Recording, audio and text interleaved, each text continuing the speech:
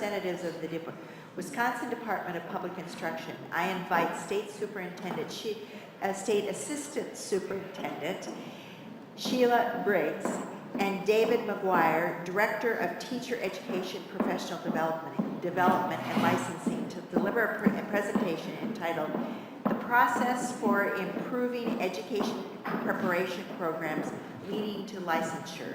Thank you very much and welcome. Thank you, and thanks for having us. I really appreciate it.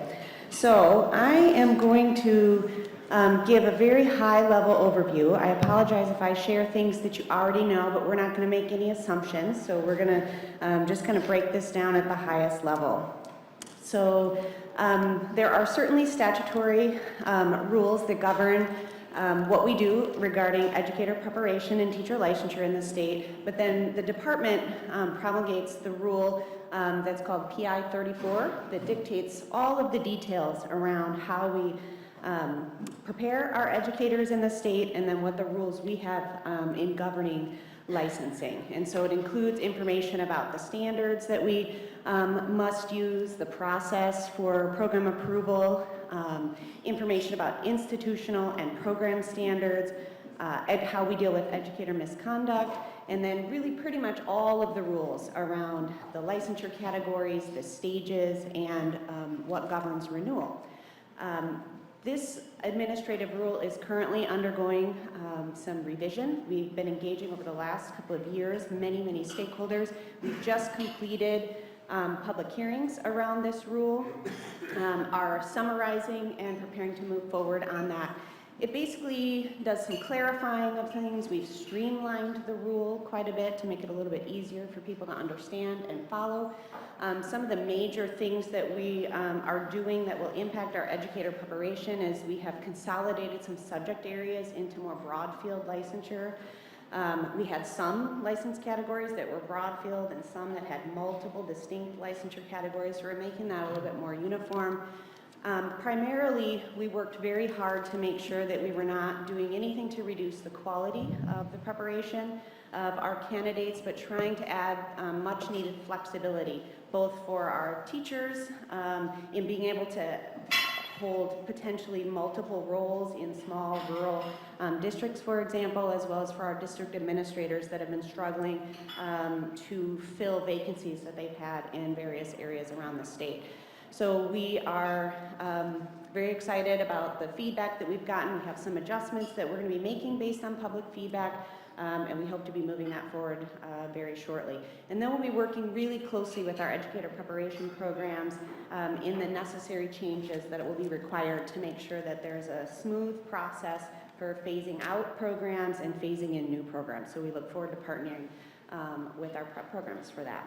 And one thing I want to add, Sheila, is the UW deans and directors have been wonderful partners in this process, helping us understand some of the challenges that the original version of PI 34 has provided for them, and some ways that we can address those. Absolutely, and we are certainly very concerned about time to degree, and we want to make sure that these changes aren't increasing time to degree for folks, because we know that's certainly a consideration that you have a concern. You have, as well as the programs have, and so that'll be something that we'll be working with them on very closely. So this is just a map of where educator preparation programs are located throughout the state. So this includes institutions of higher education. So there are 13 public, 1 public tribal, and 20 private institutions. And then it also includes 10 alternative route programs. And so we do have various alternative route programs that are intended to fill shortage areas across the state. And so there's a represented there as well. So I'm going to zoom way back and just talk a little bit about the relationship between our education preparation programs, the students that are interested in becoming educators, and the department and the state, and how that all works together. So just very simply, when an institution of higher education is interested in offering a preparation program, they put together a proposal for a specific program that they want to offer. This is a misunderstanding that the general public often have. They think, say, UW-Madison, for example, gets approved to be a program provider and then they can provide any kind of educator program, and that's not the case. UW-Madison has to apply for each individual licensure program area that they're interested in preparing candidates for. So they have a set of guidelines. They have to follow state statutes and PI 34. They submit that application to us to become a program provider. We review that, and then if they meet all of the requirements in their proposal, we give a provisional approval for that. And then after a period of time, we go and do a comprehensive review of that to make sure it's running how it should be running. Candidates complete that program. The preparation program, they do what we call endorsing that candidate for licensure. So they are responsible for making sure that that candidate has met all of the requirements of their program. They check to make sure they've passed the test. They check to make sure that they've passed all of the assessment that prove the competencies, and then they endorse the candidate to us. That way, then when the candidate applies for a license for us, the computer matches that, and then we issue the license for that candidate. So I'm going to go quickly through this. There is a handbook that's available online. This links to the picture links to the actual handbook online and gives all the detailed instructions for a program for what they need to do to offer that licensure program. They need to describe what the admission requirements are.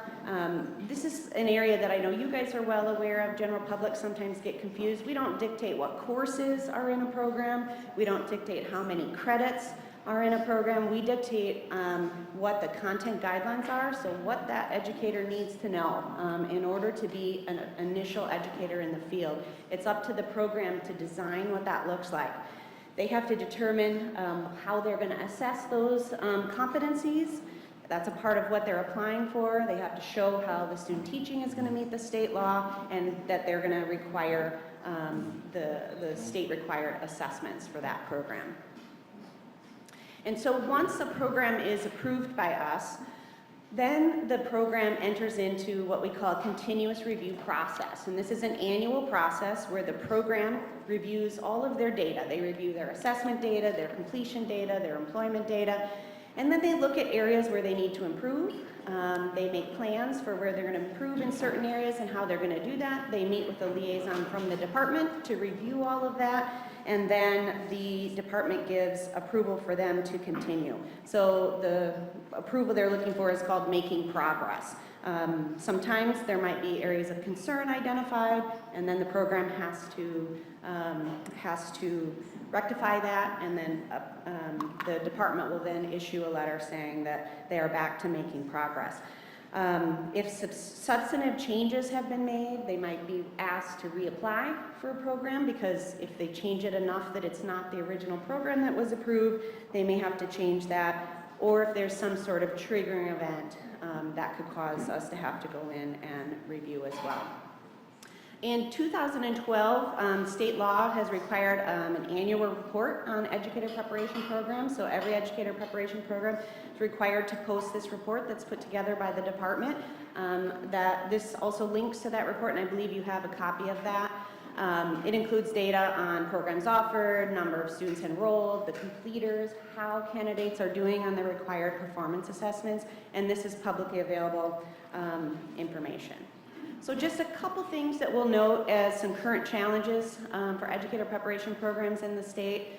Certainly the needs of K-12 are continuously changing. When we adopt new student standards, it requires us to then go back and adopt new content guidelines so that the educators are being prepared for changes in K-12. You've seen data on some enrollment declines across the state. That's not unique to Wisconsin. That's similar across the country, particularly in the Midwest. I know you've worked on addressing issues of student debt loads and time to degree, something we're certainly interested in assisting with. Beginning teacher salaries and balancing the debt load is certainly a concern, and then shortages of teachers in certain subjects and in certain regions. I will just take 1 minute to note that We have been so thrilled to have our Educator Prep Program folks at the table with us as we've been grappling with dealing with some of these challenges. They have been nothing but supportive and cooperative and eager to be at the table determining solutions together as partners in doing that. And so that has been fantastic. So And one I know other that thing was I'll add- incredibly quick. One thing I'll Go add, ahead, Sheila, David. is it has been great to see the cooperation between campuses now. There's so much more partnership and realizing that all the campuses are facing a lot of the same problems, so they're trying to figure out together how they can address those problems. Yeah, it's been amazing. Great partnerships. I know we're probably out of time. I don't know if you have any questions. We are short of time today, and I'm going to hold on questions because we need to move on to the next committee, to the next group of committees. But I want to thank you, and I want to compliment you on a very excellent presentation. I also want to make a quick remark to the committee. You'll notice that this has been videotaped.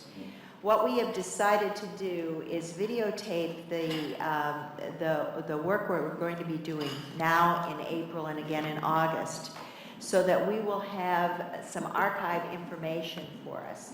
What's going on as far as licensing for future teachers, what's going on with training, all of those issues are critically important for the state.